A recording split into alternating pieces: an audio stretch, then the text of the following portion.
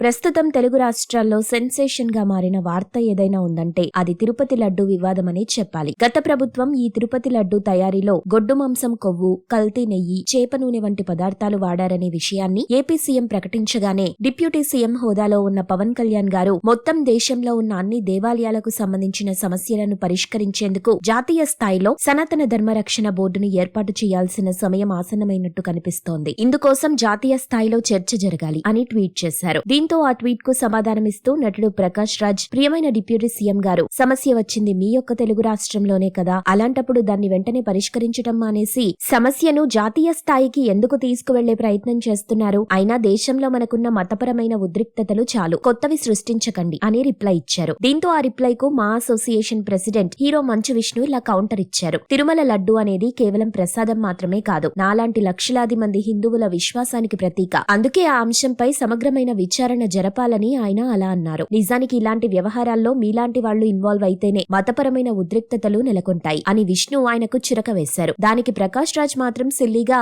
సరే శివయ్య అంటూ ఎగతాళిగా కామెంట్ పెట్టారు. మీరు ఇలాంటి ఇంట్రెస్టింగ్ న్యూస్ అప్డేట్స్ మరిన్ని తెలుసుకోవడానికి ఇప్పుడే మా ఛానల్ ని లైక్ చేయండి, ఫాలో చేయండి, సబ్స్క్రైబ్ చేయండి.